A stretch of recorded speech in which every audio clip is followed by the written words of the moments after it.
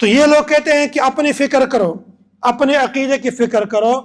دوسرے عقیدے کا آپ کو کیا پڑا ہوا ہے،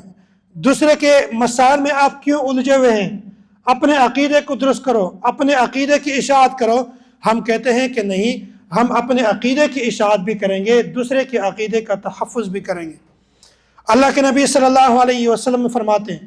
یحمل هذا العلم من كل خلف عدول ينفون عنه تحریف الغالین وانتحال المبتلین وتأویل الجاہلین۔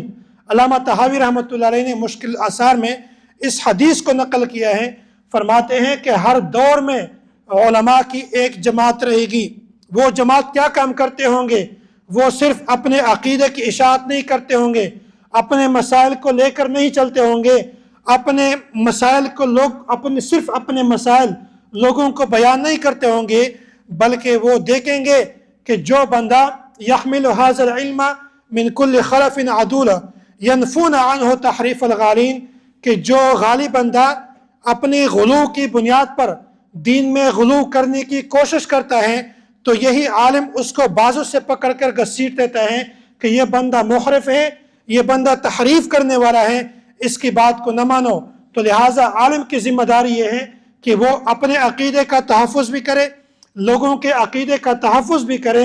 لوگوں کو بتائیں کہ اس بندے کی بات نہ مانو، یہ محرف ہے، دین میں تحریف کرنے والا ہے۔ ینفون عنہ تحریف الغالین وانتحال المبتلین۔ اور عالم کی ذمہ داری یہ بھی ہے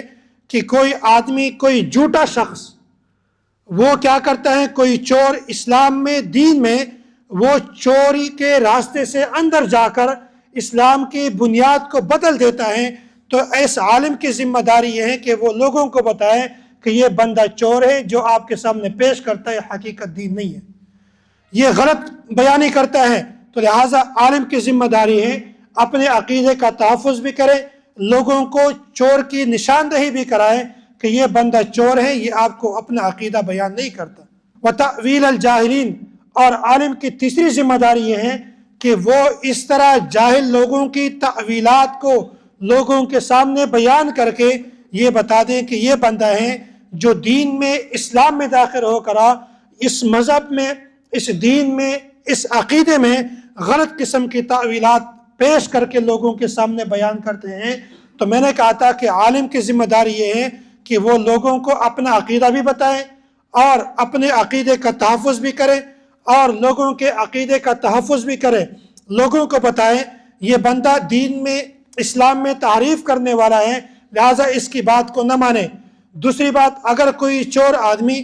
چوری کے دروازے سے اسلام میں داخل ہونا چاہتے ہیں، لوگوں کو بتائے گا کہ یہ بندہ ہے، اس کی بات کو نہ مانیں، یہ بندہ چور ہے، یہ غلط عقیدہ، غلط نظریہ آپ کے سامنے پیش کرتا ہے۔ اسی طرح جو جاہل لوگ ہوتے ہیں، دین میں، اسلام میں تأویلات کرتے رہتے ہیں، لوگوں کو بتائے گا کہ یہ بندہ ٹھیک نہیں ہے، اس کی بات کو نہ مانے۔ تو دیکھو، عالم کی ذمہ داری میں نہیں کہتا، صحابی نہیں کہتا، بلکہ اللہ کے نبی صلی اللہ علیہ وسلم خود فرماتے ہیں کہ تم نے ایسے لوگوں سے بچنا ہے، بلکہ عالم کی یہ تین ذمہ داری ہیں۔ عالم کی ذمہ داری صرف اتنی نہیں ہے کہ اپنے عقیدے کا تحفظ کریں، بلکہ عالم کی ذمہ داری ہے اپنے عقیدے کا تحفظ بھی کریں اور دوسرے کے عقیدے کا تحفظ بھی کریں۔